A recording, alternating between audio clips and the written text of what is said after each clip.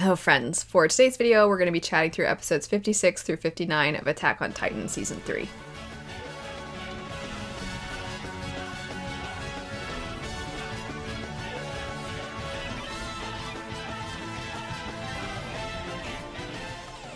Episode 56 is titled The Basement, so we are finally getting to this point, the thing that has been dangling in front of us throughout the entirety, pretty much, of the show.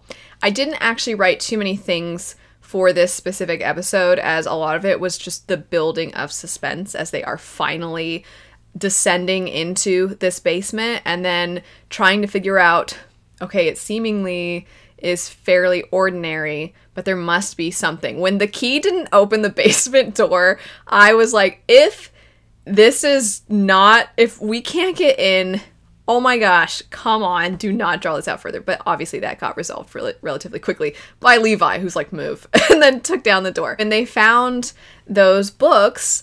Obviously that's when you're like, okay, here we go. We're finally gonna learn the truth. Erwin is no longer here for him to find out the truth either, but I won't spend time this whole week, or not this whole week, this video that's going up this week. I won't spend it just bemoaning the fact that Erwin's no longer with us. Anyway, we finally have this information, and then we're starting to learn about it. Before I touch on that, I'll just go through really quick. I didn't write very many notes, but I wrote a different flower, because throughout the show, there have been moments where flowers seem to be fairly notable within certain scenes, or it seems like the positioning of them is very intentional. And if I've learned anything about this show, it does things with intention.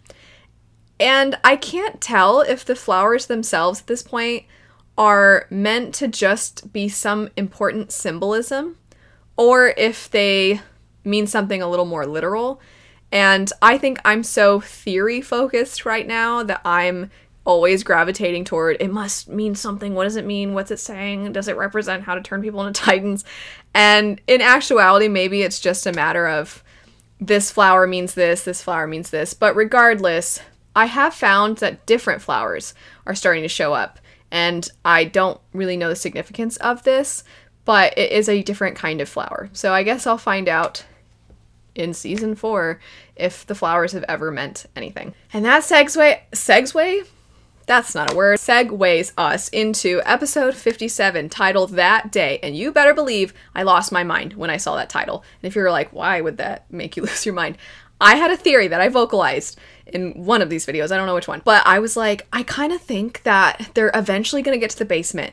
And the somewhat sort of narration that you get about that day in the beginning of the entire show, that it's going to have to do with some kind of something or other that they're going to find in the basement. I was wrong in a number of ways, but I was pretty close. But I thought they would find it at the very end of the show, not the end of season 3. But they find these letters. My theory was that it was going to be Aaron's dad. Somehow it was going to be his dad. I thought maybe his dad was really, really old, and the whole like to you in 2,000 years was going to be something like he's been alive for this long. So I didn't know. And that it was some kind of letter that they would find and then start reading, and then that would reveal a bunch of information. And when I saw that title, I wrote in my notes, oh, name of episode 2! And then I put, was my theory right? With exclamation points and question marks. And then I wrote gasp, gasp, gasp with little like twinklies all around. I wasn't quite right though. But I got really excited about the fact that I was pretty close. I'm probably patting myself on the back too much. Maybe a lot of you are like, that wasn't a very impressive one to kind of maybe sort of piece together. But I wrote, actually I wrote this at the end of the previous episode. I put a different time question mark and then ...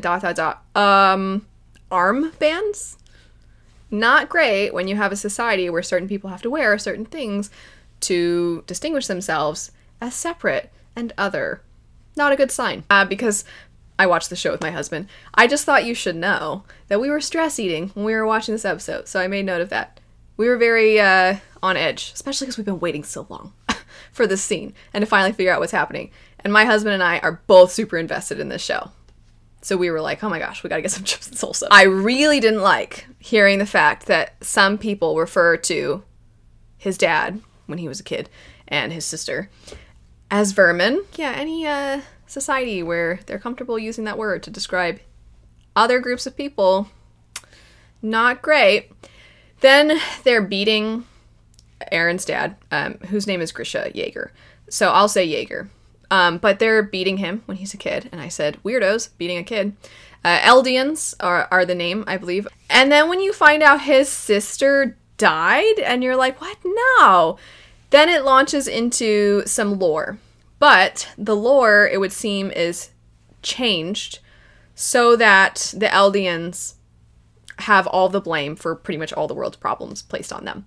So they use terms like ethnic cleansing, and they do reference about 2,000 years ago. They specifically said 1,820 years ago. And that's in reference to the origin of this being who made some kind of deal, and they had these powers that were then split, and they did all these terrible things with them, and that's why everybody hates them. And you're like, oh, okay, this is bad news. This is not good. I don't mean for the storytelling. I just mean not good when you have societies that are like this. But anyway, so Zeke, finally know who Zeke is. Zeke is Aaron's half-brother. I knew he had some kind of relation. It was driving me up a wall that I could not figure out how. I didn't even put together that his dad, I even thought, like, I wonder if his dad's from the outside, or I wonder if his dad knows about some other society. I don't know why I didn't piece together. Maybe his dad would have had a life before, and maybe he would have potentially been married and had children and had things that are pretty basic to human existence. You know, they're pretty standard. A lot of people have that. I don't know why I didn't think of it, but I didn't. So now I know. The word warriors pops up again. So now we're getting some more insight into that word, because that was kind of a buzzword for Rainer and Annie and Berthold. The toy he was playing with, that's another thing. You see that he was playing with a Beast Titan toy, meaning Zeke, when he was really, really little. And you're like, So that does answer the whole, like, the form can continue on, because he wasn't the Beast Titan then, right? So there are forms that are passed down, and it must pretty much always look like that. And then, unless, like, that was just some kind of fun little, like, look, his toy looks like the form he took. But I don't think that's what it is. Then I don't know if Ymir only wandered for 60 years. Can we take a look at that letter? So we hear that Ymir is obviously the name of the character that we saw before. And then also, apparently, like, the original Titan being that split its powers. The lore is a little difficult to pinpoint, because some of it seems like I was saying before, it's been changed so that all the blame is placed on the Eldians. But it could just be that that was the being she was named after. Maybe that form is the most like the original. I'm not really sure what it is. But now I'm wondering if there's more to this character. I also noted there was a quote the Titans were about to make. And they do talk to them. They also say your true form. They say that to the Eldians, like, oh, you're going to turn into your true form. Which that kind of language also is icky. But I'm like, okay, but you guys made them into Titans. So that's not their true form. And also, I kind of wonder if anybody could be made into a Titan, and not just Eldians. Maybe that's not true. Maybe it's just because we do see that there are certain bloodlines that have different effects. We see that specifically, like, with Krista and her powers. But I don't know. It kind of seems like a means of keeping them down and making them hate themselves, to be like, see, this is what you'll turn into. And I really am curious of, like, if you gave that injection to any old person, would they turn into a Titan, or would something happen as a result? Also, the one that ate Aaron's mom. The one that ate Aaron's mom was Yeager's wife, his first wife. I feel like this is super twisted, and his life sucked. His life was awful. First, his sister gets killed when he's a little boy, and he has all this blame on himself. Then his parents have this really strange, dichotomy where one of them is like, we have to obey, and then the other one's just kind of quiet because they're sad. And then he grows up and he's sort of got this resistance built into him, and then he's trying to do the right thing, and then he's punished, and his stupid kid apparently is like, I hate my dad. I I love my grandparents more than my dad, I guess, was his thought process. I don't know. He was little, and apparently he's always been terrible. I'm not one to be like, that kid is evil, because I'm like, it's a little kid. But in his case, I'm like, Zeke might have just been evil. I don't know. He seems bad. Am I misunderstanding? Maybe he's actually pure of heart somehow, and he knows something. I don't know. That's possible. I don't care. I currently still hate him, and he's always sucked, I guess. But yeah, his wife turning into, but that is why now we know that when Eren hit that one, when he made contact, that's how he was able to control the rest of them, because he somehow tapped into somebody who was of that particular bloodline. I'm like, oh, it's all coming together. It's like such a great, like, okay, I gotta try to figure out what the heck is happening episode, and it gives you so much. Like, we've been getting tiny crumbs for so long, and now we're feasting. That said, I'm a little unclear on the owl. There was a pretty iconic part where you're expecting Jaeger to get pushed, and then the guy cuts his own hand, and then he turns into a titan, and he pushes the awful man off, and you're like, yes, that guy was a weirdo. And to put it lightly. Anyway, so then he's like, well, I'm the owl, and then let's have a chat. So he's explaining stuff to Grisha Jaeger, and you're like, I don't understand exactly. Why was it necessary for him to have his sister die, and then him not be told the truth, and then him be carried along for so long, not knowing who the owl was, never really getting all the information? And the guy's like, it was important that you developed a hatred, you know, to like be a catalyst. And I'm like, I don't follow exactly, which is fine. It was, like I said, it was a lot of information, and I think my brain was a little bit really hyper focusing on the things that felt especially relevant to our heroes and explaining the Titans and all that stuff. So when this guy's motivations came into the picture, I'm like, I don't really understand. I understand that you were like staying incognito, and that you were trying to get information from the inside. You were likely trying to help people where you could, and you were trying to ensure the safety of your people in the long run. But his motivations confused me a little. But anyway, he's at the end of his life. So he is like, it's your turn to be a Titan. And Grisha Jaeger's like, no, I can't. And he's like, you gotta. And then that's where that episode ends. And then we segue into episode 58, Attack Titan. So now it's made clear the Titans have names, the special ones. I do kind of wonder how everybody just knows the names, because they titled Annie Female Titan pretty much right away. And they titled Beast Titan, Colossal, Armored. They got all those names. I'm not really sure how they know. Part of me currently is like, maybe it's just some kind of thing that's within their society that the first king can't eradicate that knowledge or something. I don't really know. But Attack Titan never really came up. They're just like, Eren. They didn't really ever call him anything else. And I'm not sure why.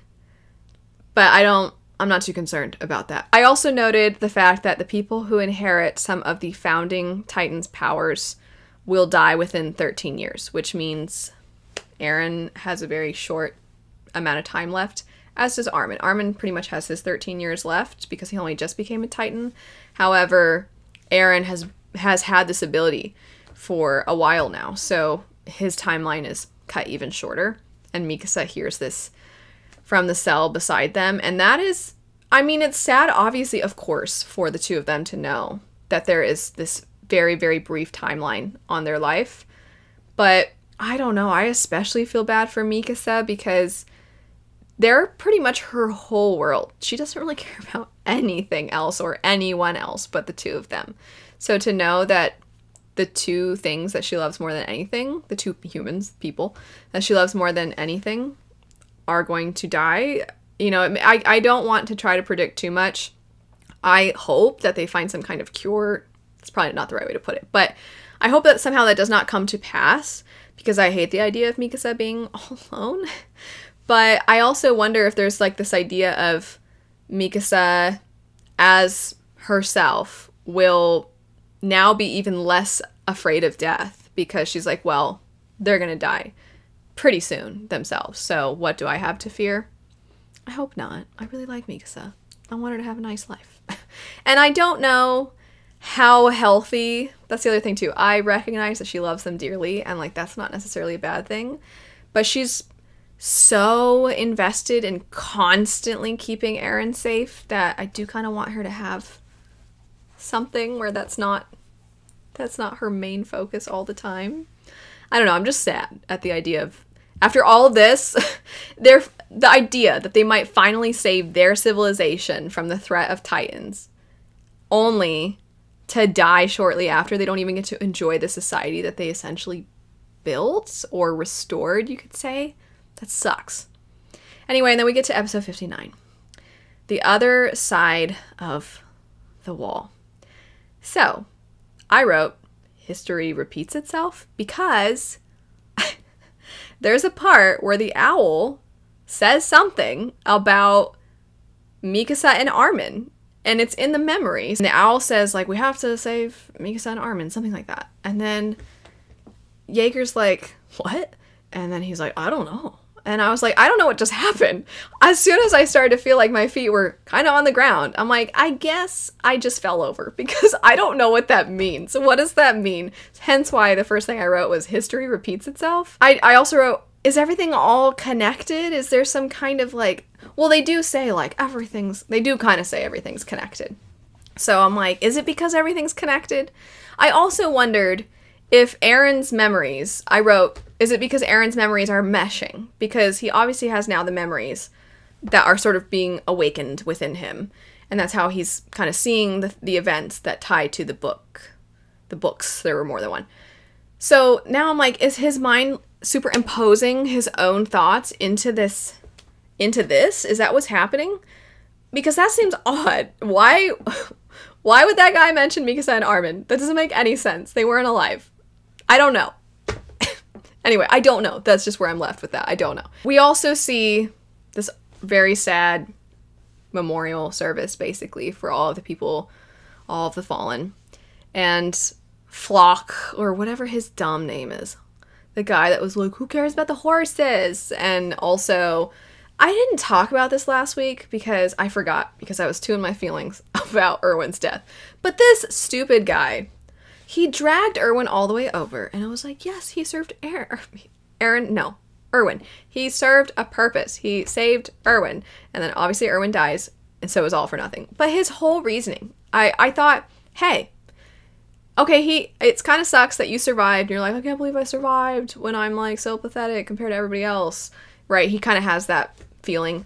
But he dragged Erwin all the way over so that he could be revived, and his reason was, I want him to still live through this hell. I'm like, dude, get out. Nobody likes you. Leave. And I wrote in my notes, because he's throwing a hissy fit at this service, and he starts being like, you know what, Armin, you're useless. It should have been Erwin. Everybody knows it. And I wrote, you know what, man, you have dumb hair. His hair is stupid. He's not a real person, so I don't mind making fun of his hair. He has dumb hair, and he's stupid, and he's ungrateful, and he's a loser. I don't like him. He's an example of a character that I'm like, I know you're not on the same level as the Beast Titan, but your presence irritates me. It grates. I don't like you. Every time you're on the screen, I'm like, go away. Go away. And he's alive. He lived. Can I get Marlowe back? I liked Marlowe. Can I get anybody but him? Oh my gosh. I don't like him. I don't like him. Anyway, right after that I wrote different flowers again, which who cares? And then they go see the water at the very end. And the reason I'm grinning like an idiot is because my husband made a joke. He's like, oh, hey, it's a beach episode. He made fun of me, which was fair. But I wrote beach episode, teehee.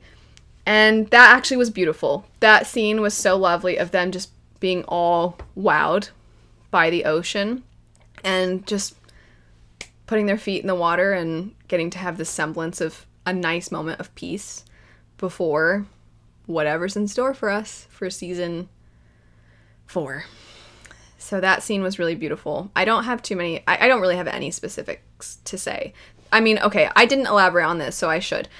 I am grateful that Armin, who had this vision for so long, since they were little children, he had this vision of wanting to see the sea, and the whole, name of the episode is the other. Now I am getting emotional. This is why I don't want to talk about it. The other side of the wall.